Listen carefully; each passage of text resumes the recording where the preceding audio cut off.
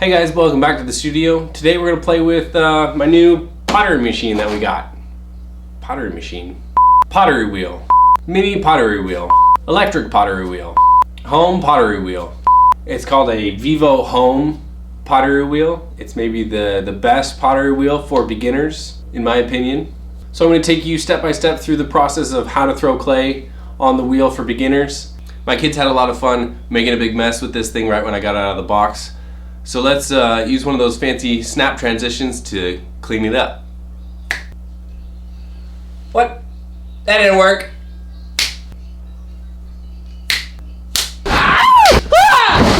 Oh, no. Let's just skip the cleaning for now. Get right into the tutorial. So the first thing you want to do is wedge your clay. Make it a wedge. Starting with about a 1 pound ball, get a surface like wood or stone, or a lot of times in ceramic studios they'll use slabs of plaster, and you just want to knead the clay just like you would dough. Just kind of work it, spin it and push it down, and you're trying to work out all the air bubbles.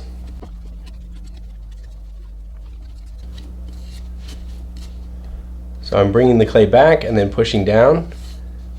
And it's a lot easier to do this with a larger ball, but the 1 pound, you can do it one-handed. And you're looking for kind of a duck face. Kind of like that. See this? It's all spiraled around, and then this is where the clay is getting compressed. And so you're just doing that over and over again and rolling it over on itself until all the air bubbles are out. The next thing to do is to center the clay. So you've got these rings as a target. Just throw it down in the center, drizzle some water over top, and this is going to throw you around a little bit, so you're going to use your elbow braced against your knee or your thigh, and as you spin it you're going to press into the center. Press, press, press, press, press, until you start to feel that it's not resisting you anymore. You're not jiggling you around. This is probably the hardest step for people to get down. And the other thing is, when you let go, after you get it centered, people want to say, oh, like they're holding their breath and they're trying so hard, and then they let go. I'll show you what that does. Hold on. And it throws it out of center. So I'm pushing, pushing, pushing, and it's centered, and then I let go. And that's what happens, and they get all discouraged. They're like, what? I had it centered. You have to let go of it very slowly. And we have a nice little hump to work with. So for pulling, I like to use a sponge. There's lots of different techniques for pulling your cylinder. We're just going to start. I use my middle finger to go down through the center and pull towards me to open that up. This is the satisfying part. Oh yes. And you want to leave about, I would say 3/8 of an inch, maybe 1 centimeter, 10 mil of thickness on the bottom for your base. For cups and vases and bowls and whatever you're trying to make. That's a good thickness, maybe a 1/2 inch if you want to make a larger foot and have a lot of, depending on your design, you can have more trimming to do at the end if you want to make it a little thicker. So I'm right-handed, and I have the wheel spinning away from my outside hand, because a lot of these wheels are reversible, so you can throw on either side. And I like to hold the sponge in my right hand, and I put my left hand in the center, and using my middle finger because that's my strongest. A little bit of water. I'm going to hold and pinch and then pull up very slowly. So I'm just pinching slowly, and I'm controlling my speed. And same thing, if you let go at this point too fast, it'll throw it off center. Everything you do is kind of slow and gentle. You just slowly pull it up. Don't expect to pull it up in one go. Take several passes to get your cone tall enough. Or cylinder, I should say. So there's a lot of clay down here at the base. I'm pressing in to gather up that clay and make it go up.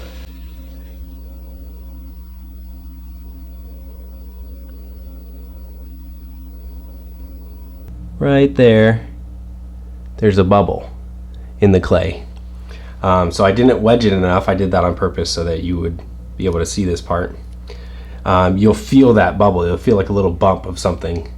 So all you have to do is take a little needle tool and stab it, get the air out, and smooth it back over. 1 or 2 bubbles is no big deal. If you have a lot of bubbles, it's really annoying and they're everywhere and kind of ruins your piece. Or it might be like a piece of debris that got picked up, like a little dry piece of clay or something, which is important why you have a clean studio so that doesn't happen. Not like me. Don't follow my example. So now that that bubble is taken care of, we can keep going. So this is a pretty small cup. You want a larger cup, start with more clay, obviously. So at this point you can start shaping it. It doesn't have to be a circle. You can squeeze these in and make it a weird shape. You can add a handle. You can cut this base in tighter. Start making those artistic decisions of what you want your final piece to look like. For me, I like to do bowls. So if we want to open this up and make a bowl, all we're going to do is pull in that direction. So instead of pulling straight up, I'm going to pull out away from the center a little bit and stretch that clay. It is going to get quite a bit thinner doing that.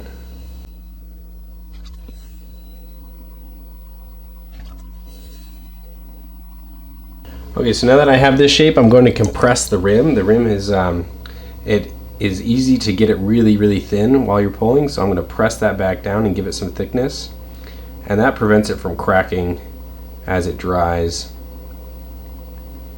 And we do the same thing to the base. We're going to put some pressure down on the base to compress that clay together so that we have a less of a chance of it cracking.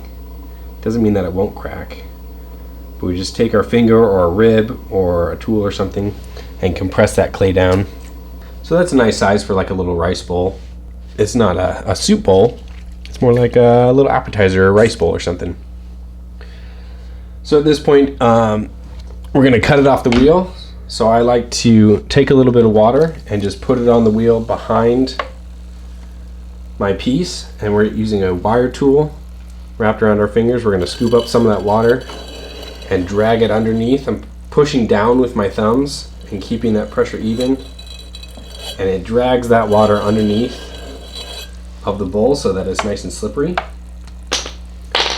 And we're going to pick it up and set it on this piece of wood without distorting it too much. It's going to distort a little bit, but that is okay because it's handmade. It's not going to be a perfect circle, but you can kind of get it back. My wheel's not set up for this, but a lot of wheels, they'll be able to set the bat directly on the wheel, and then you throw your piece on the bat, and then you don't have to worry about cutting it off. I don't have that set up right now. That's something to definitely add later as I make more pots. But at this point, we're going to let this dry, get a little bit leather hard, then we're going to flip it over and trim the base. But that is for another day.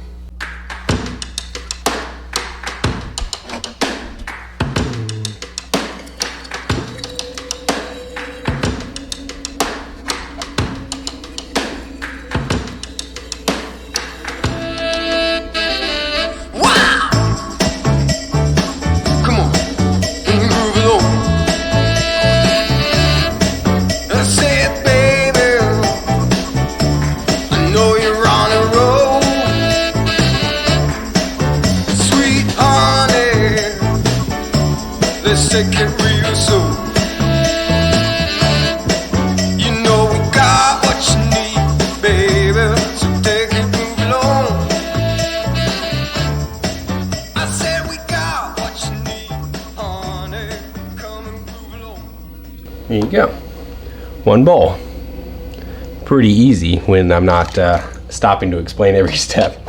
So another thing you can do is tool it with different things. There's lots of different techniques.